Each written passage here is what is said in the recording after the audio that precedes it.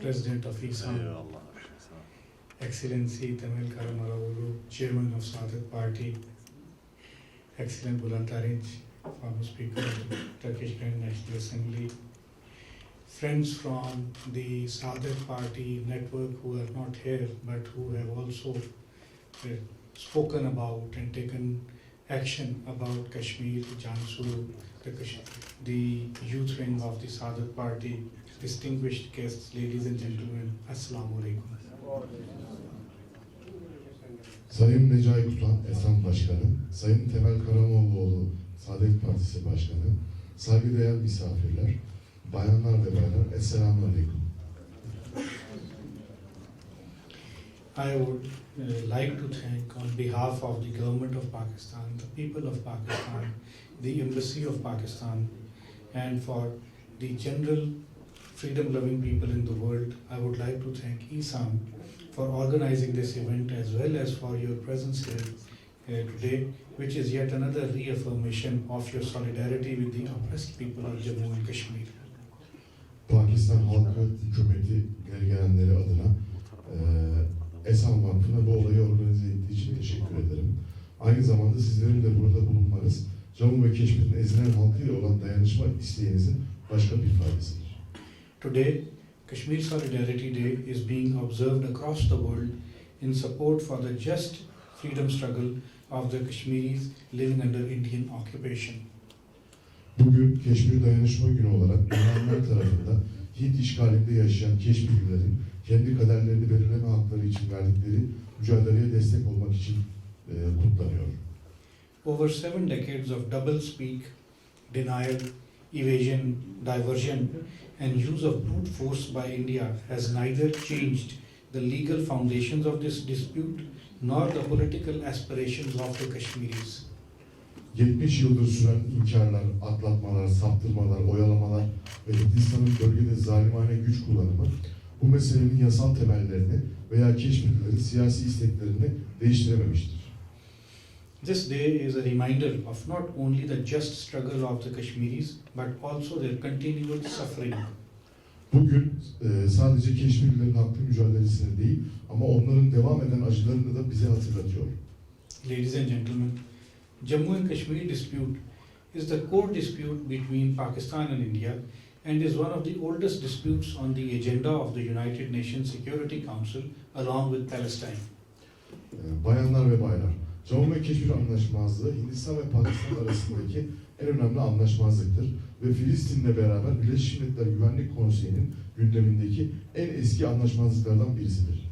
Historically, this dispute is a result of the malicious deviation from the basic principles on the basis of which the South Asian subcontinent gained independence from Britain. Tarihi açıdan bu mesele Güney Asya alt kıtasının bağımsızlığına dayalı olan temel prensiplerden kötü amaçlı olarak bir sapmanın sonucudur. At the time of the departure of the British from South Asia, the people of the princely states like Jammu and Kashmir were given a choice to join either India or Pakistan. İngilizler Güney Asya'dan giderken Jammu ve Keşmir gibi prensliklere ya Hindistan'a ya da Pakistan'a katılma tercihi tanınmıştı. Nearly 90% of the population of Jammu and Kashmir consisted of Muslims. Islam has very strong and deep roots in Jammu and Kashmir and is an essential and integral part of its cultural heritage as well as identity. Jammu ve Keşmir'in nüfusunun yaklaşık %90'ı Müslümandır.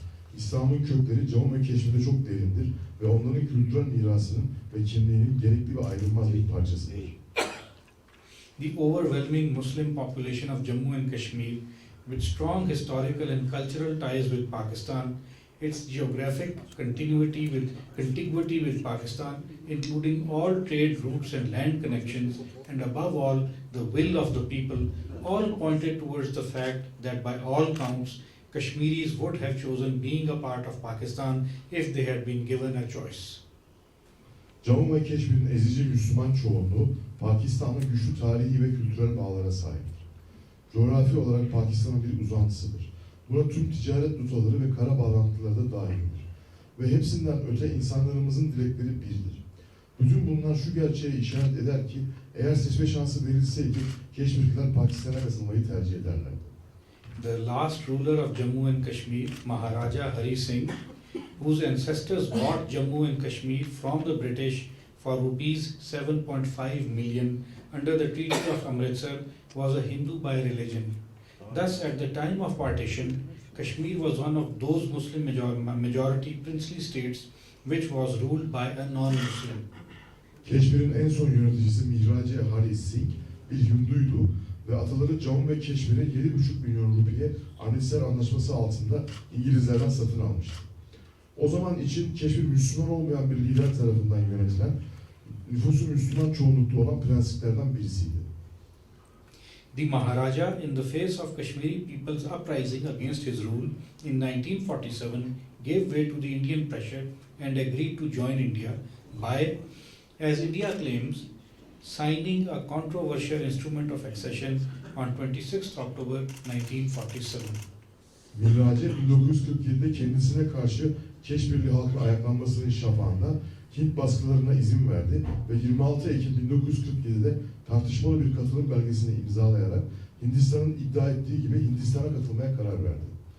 India forcibly occupied the land under this pretext against all democratic norms and against the wishes and aspirations of the Kashmiris.